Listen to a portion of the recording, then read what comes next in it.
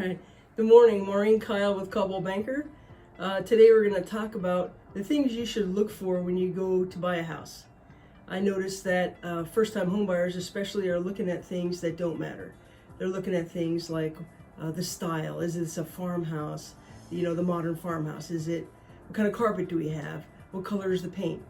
And I want you to focus on the things that are going to cost you money.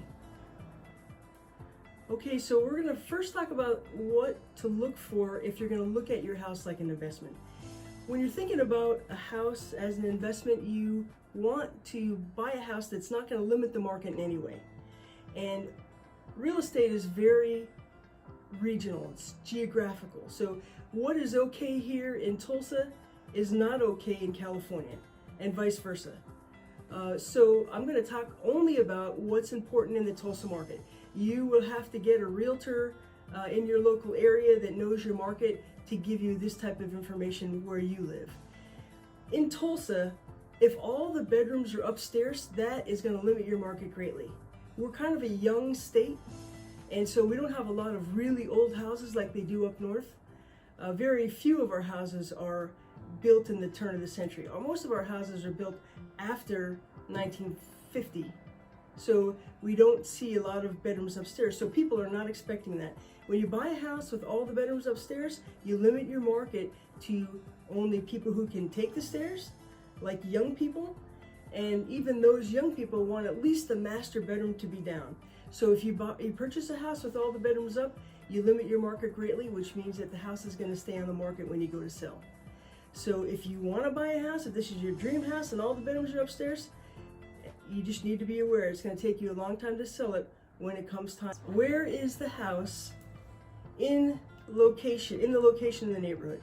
So when people say real estate is location, location, location, not always, but there's two locations you have to look at. Where is the house located in the city? Is this a place where most people are trying to move? Is it a school system that people are trying to get into? That's going to make it a higher demand. Or is it an area that, you know, nobody ever calls me and says, hey, I just want to live in this part of Tulsa?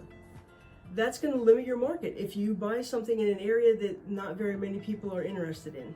So you want to think about that. Am I in an area that is in good demand? And then if I am in an area that's in good demand, where does my house sit within the neighborhood? Do I back to a major thoroughfare?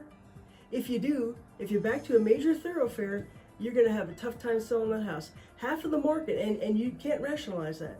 You can't say, well, when we come inside, we don't hear any cars. It's not about the cars, believe it or not. What it's about is half of the market, when they see where that house is located, they're not even going to look at it. So it doesn't matter what you do. Even if you remodel the entire inside, or you have some kind of a really nice in-ground pool, if they don't get out of the car to look at it, you know, there's nothing you can do. So you want to steer clear of buying a house that backs to a major thoroughfare. If you're just bent on buying that house, then you need to get it for a very good discount, because you're going to have to devalue that house later when you go to sell. I hope this information was valuable to you and you're able to use it when you purchase your next home. And I hope it wasn't too lengthy, but some of the information, you know, you have to talk a little bit to get the information across. There'll be more videos to come that people have asked for on Facebook, so look for that.